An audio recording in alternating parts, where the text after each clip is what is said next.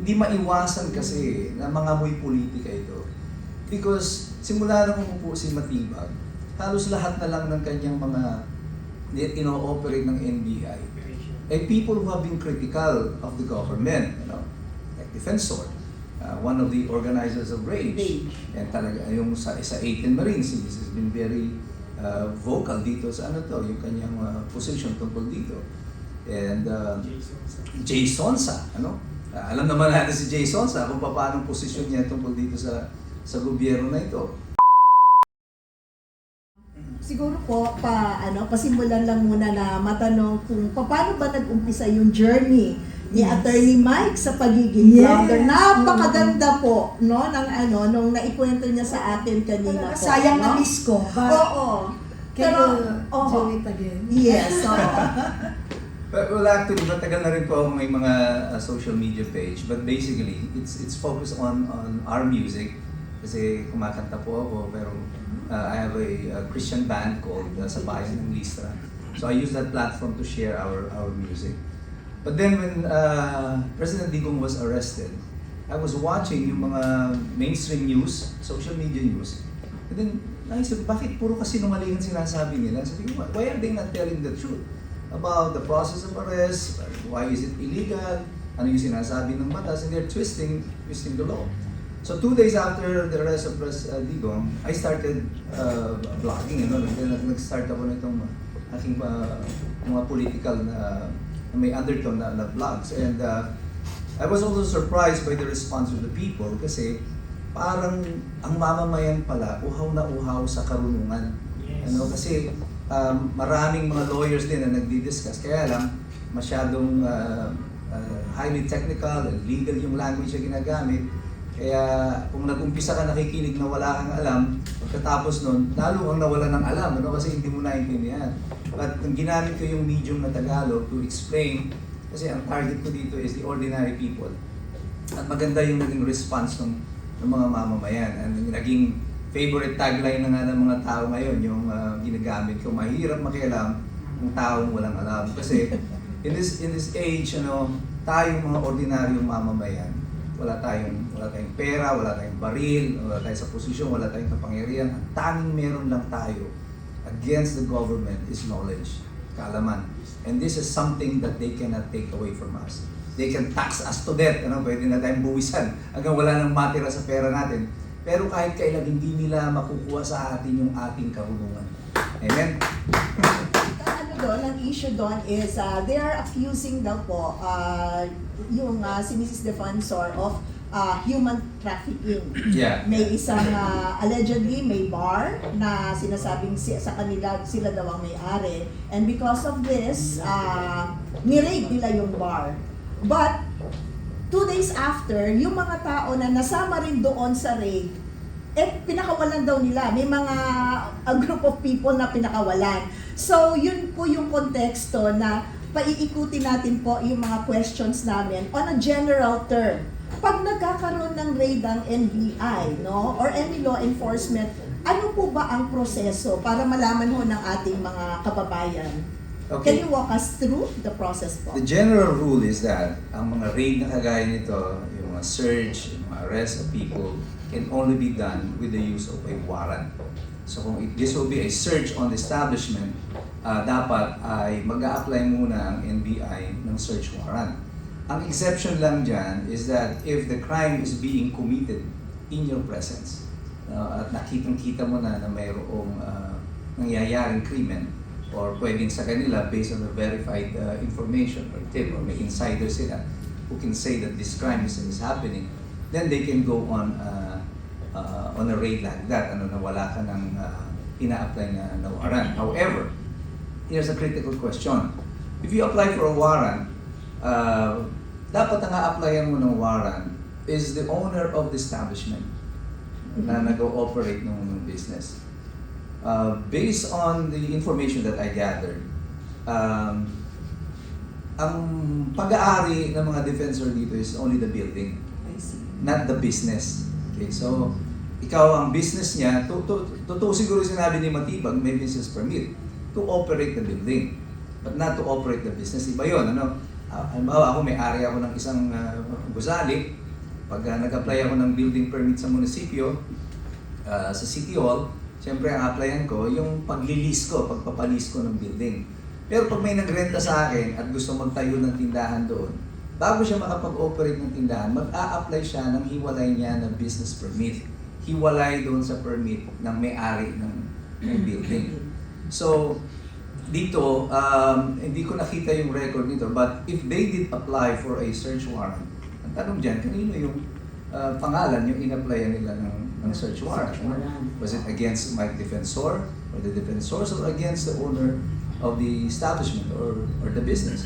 The second question dyan, na nga, may lumabas na may mga ugong-ugungan, may mga high-profile people here na na-involved dun sa raid or allegedly arrested, which were eventually ay pinalaya. So ano nangyari sa kanila? Bakit hindi sila kinasuhan? And third is, this is the most critical question here because this now applies to yung may hindi maiwasan kasi na mga muy politika ito. Because simula nung umupo si Matibag, halos lahat na lang ng kanyang mga ino-operate ng NBI ay people who have been critical of the government, like Defensor, one of the organizers of Rage. And talaga yung sa 18 Marines, he has been very vocal dito sa yung kanyang position tungkol dito. And Jay Sonsa, alam naman natin si Jay Sonsa kung paano posisyon niya tungkol dito sa gobyerno na ito. And ngayon lumabas yung puro kapalpakan, yung pino-point out ko na doon sa isang video ko na mali lahat ang ginawa dito kay Jay Sonsa. Yung paglalagay mo doon na not bailable. Hindi mo pwedeng basta sabihin na excuse ng isang buwis na sa typographical error. This is a high-profile case. Tapos hindi ka magiging meticulous dun sa data na yan. You knew exactly na merong mga implications ito eh. Pag merong isang nagsabi na baka daw dapat ilalagay no bail required. But if it is a case with no bail required, hindi ka na kailangan mag-issue ng warrant. So why did you issue a warrant of arrest? So mag-issue ka lang ng warrant kung meron kang bail or ilalagay mo nga doon yung not bailable. So dito sa kaso na to, they chose na gamitin yung form na not bailable. Even the title of the case, mali-mali. Yung case title niya nakalagay doon, pati yung violation of illegal possession of firearms and explosives and ammunitions. Wala namang kasong ganun si Jason sa. Kasi kung illegal possession of firearms nga and explosive, tama yung warrant. Oo. Walang bail yun. Yes. Oo. But since it is not, imposibleng magkaroon nga ng krimen na walang bail tapos unlawful utterances, cyber libel yung kaso mo. 10,000 lang ang piyansa mo sa cyber libel. So bakit gano'n na nangyari dito sa judge na to? Well, recently naglabas na ng statement yung judge apologizing doon sa supposed error. The question here is, na-violate mo na yung karapatan ng tao na kinulong niyo siya mula noong April 30 ng gabi hanggang kinalunisan. Sa kanila siya nakapagpiyansa ng Lunes kasi walang korte, walang mag-i-issue ng order at saka ng piyansa. So what happens doon sa 3 days na kinulong siya? Ganun na yun, sorry na lang. Di ba? Hindi po pwede yun. There are certain standards that judges must live up to. Kami rin mga abogado, may standards kami na sinusunod. And lalo sila mga huwis sila. Yung knowledge of the law is presumed sa kanila. Correct. Hindi mo pwedeng gawing excuse na nagkamali ako. You are presumed to know the law.